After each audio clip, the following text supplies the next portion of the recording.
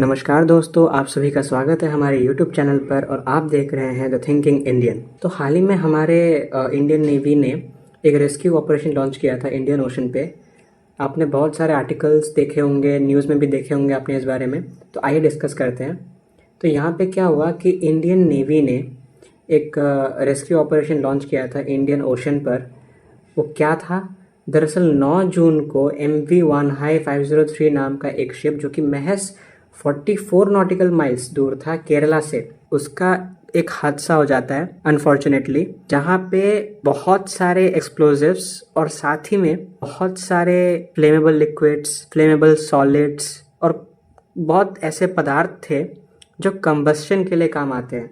ये जहाज toxic substances से भरा हुआ था। यहाँ पे 22 क्रू मेंबर्स थे, जिसमें से 14 चाइनीज और 6 ताइवानीज थे। और इस घटना के बाद इंडियन नेवी ने, वैसे इंडियन नेवी को यहाँ से इनसे SOS कॉल सुबह 9:30 बजे के आसपास मिलती है और कुछ ही घंटे बाद 4:30 बजे के आसपास Indian navy rescue operation launch करती है। अब ये आर्टिकल है टाइम्स ऑफ इंडिया का, यहाँ पे आप देख सकते हैं कि कैसे चाइनीज गवर्नमेंट ने भी इंडिया को थैंक यू बोला है। प्रॉम्प्ट एंड प्रोफेशनल, ये उनका खुद का स्टेटमेंट है। इस शिप में 22 क्रू मेंबर्स थे, जिसमें से 14 चाइना के और 6 ताइवान के थे। और क्योंकि ये हादसा इंडियन कोस्टलाइन से महज 44 नॉटिकल माइल्स दूर हुआ था, तो इसलिए ये हमारी जिम्मेदारी थी कि हम यहाँ पे इन सिटीजन्स को जाके रेस्क्यू करें।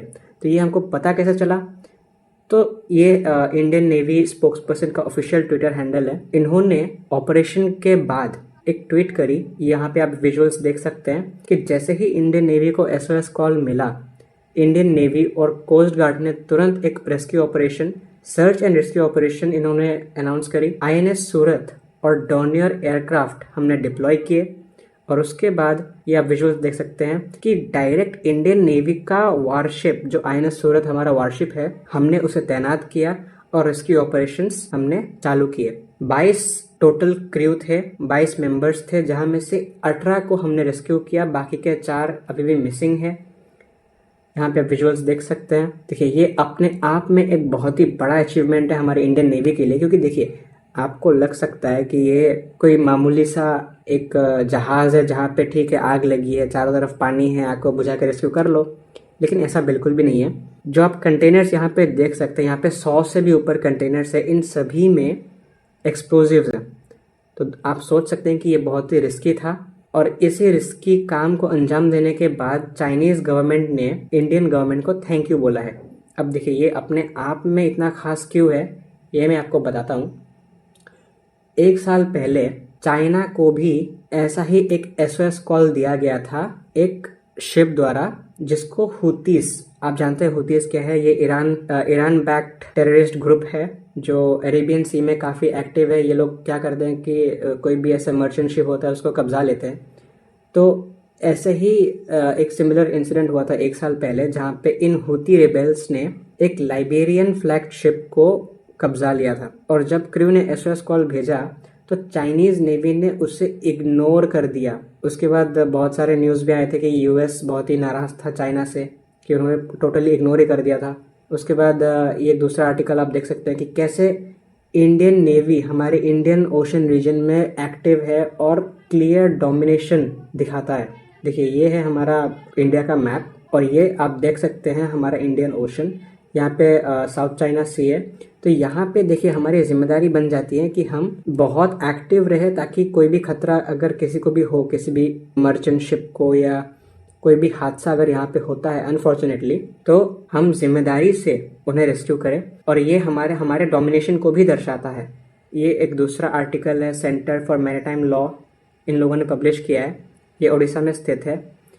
इनका कहना यह है, guardians of the sea, India's growing role as security provider in the Indian Ocean region. ये अपने आप में ही बहुत खास है, क्योंकि इंडिया, देखिए इंडिया की मंशा क्या है, इंडिया का अल्टीमेट गोल क्या है? हमें एक सुपर पावर बनना है। तो इसीलिए इंडियन नेवी के लिए ये बहुत ही ज़रूरी हो जाता है कि ऐसे जो भी हादसे होते हैं हम उन्हें रेस्क्यू करें, उनके क्रू को रेस्क्यू करें, उन्हें ज़्यादा लॉस ना हो। तो इन्हीं सब चीज़ों को दर्शाता है हमारा सेंटिमेंट। ये देखिए, ये BBC का आर्टिकल आपने देखे होंगे कि बीबीसी या जो भी वेस्टर्न मीडिया आउटलेट्स है ये बहुत ज़्यादा पॉजिटिव नहीं लिखते हैं इंडिया के बारे में, लेकिन यहाँ पे उन्होंने लिखा है surprisingly 4 crew members missing as Singapore flagged cargo ship burns off Indian coast. Title हालांकि थोड़ा सा नेगेटिव है, लेकिन आर्टिकल में मतलब ठीक है, थोड़ा सा लिखा है। उनसे आप बहुत ज़्यादा तारीफ़ की उम्मीद भी नहीं कर सकते। अब देखिए ये इंडिया के लिए ज़रूरी क्यों है, क्योंकि इंडिया का जो सागर पॉलिसी है, अगर आप नहीं जानते होंगे सागर, तो वो है security and growth for all in the region. उस पॉलिसी के अंतर्गत ये हमारी जिम्मेदारी बनती है कि जो भी हादसे इंडियन कोस्टलाइन के आसपास होते हैं उन्हें हम रेस्क्यू करें। और यहाँ पे आप देख सकते हैं कि सिंगापुरियन जो एम्बेसडर है सिंगापुर इन इंडिया, इन्होंने भी एक ग्रेटिट्यूड स्टेटमेंट जारी किया है। तो ये अपने आप में एक बहुत ही बड़ी बात है। तो आज के लिए बस इतना ही। चैनल को सब्सक्राइब कीजिए, वीडियो पसंद आया हो तो लाइक कीजिए। अगर आप यूपीएससी एस्पिरेंट है या एपीएससी या कोई भी सिविल सर्विस की तैयारी कर रहे हैं तो आप सब्सक्राइब कर सकते हैं चैनल को। Thank you.